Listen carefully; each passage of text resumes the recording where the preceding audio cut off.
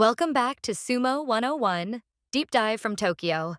Today we're diving into why the sumo off-season is actually the most festive time of the year. Weddings, promotion parties, and a wave of new recruits entering the sport.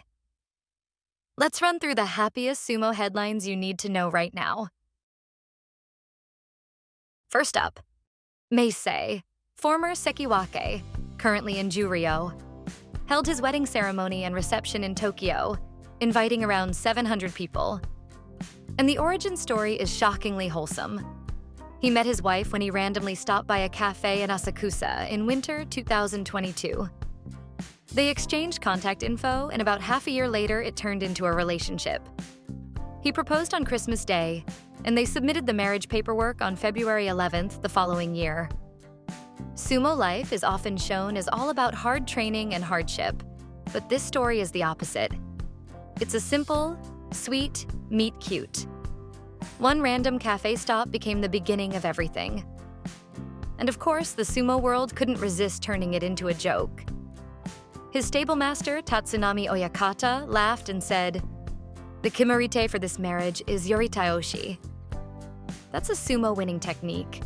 Basically a straight power drive, forcing the opponent down. Even Hoshoryu joined in with a playful jab.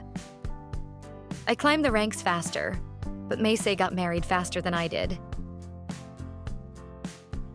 Meisei is now in Juryo, and he's already talking like a husband on a mission. He wants to keep delivering solid performances to support his new family. Hopefully, this new chapter gives him an extra boost, and we'll be cheering for his return to Makuchi. Next, Oshoma, the Mongolian-born Megashira from Naruto stable, also held his wedding reception in Tokyo, inviting about 550 guests. His wife is a Japanese international flight attendant, currently on childcare leave. And yes, they already have a child. Their first daughter was born in January 2025. Now, here's the wild part. Oshoma's schedule that day was basically a boss raid. Morning, shrine wedding. Midday, he attends Yokozuna Onosato's promotion banquet as a guest. Evening, his own wedding reception. He called it the busiest and most fun day of his life and said, "Starting tomorrow, I'm focusing on sumo for my family." And speaking of that banquet, Yokozuna Onosato held his Yokozuna promotion reception in Tokyo with around 2,000 attendees, including JSA, Chairman Hakaku, and government officials. Onosato promised to keep training and to act as a role model, basically pledging to be the kind of Yokozuna who sets the standard, not just wins matches. And Hakaku's message was very classic sumo reality check. The pressure doesn't go away, so the only answer is training. Also, this wasn't just a formal event. The reports say a famous Japanese singer performed, and the whole banquet stayed lively from start to finish. But what makes this moment hit harder is the context. Onosato admitted he never imagined he'd be back in the same venue just 1 year after his Zeki celebration, this time as Yokozuna. He also talked about last year's struggles, including missing a day due to a left shoulder issue, and how each tournament is a learning experience, then said he wants to use this moment as momentum going forward. And while the top guys are celebrating, the pipeline is filling up with fresh talent. A high school senior, Kaida Ryoma, 18, is joining Kasugano's stable and said he wants to become a Sekitori in about 3 years, and eventually a Yokozuna. He's a massive presence, 191 centimeters, 155 kilograms, and is set to debut with a Tsukadashi placement at the March tournament. Tsukadashi means he earned a head start.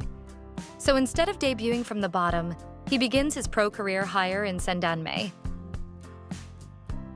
Christopher Lee Bill, 22, from Nippon Sports Science University, who is the runner-up in the adult division at the National Sports Festival, has announced that he will join the Ikazuchi stable.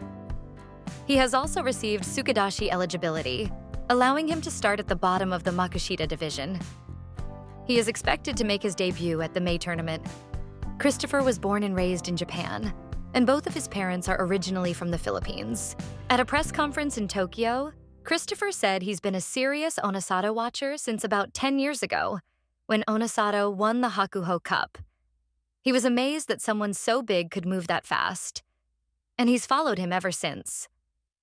When Christopher entered university, Onosato, then a senior, told him, "If you listen to Coach Saito, you'll get stronger." Christopher took it to heart, building a forward driving style, and now he says it's time to flip the switch. I'm going to stop admiring him. I want to catch up to him as soon as possible. The off-season is where you really feel the sumo community. It's family, celebration, and a reminder that careers keep moving even between tournaments. Meisei starts a new chapter. Oshoma doubles down on sumo for his family. Onosato steps into the Yokozuna role with the whole world watching. And new recruits enter the sport ready to chase the top. Thanks for watching, and I'll see you again soon with more sumo news.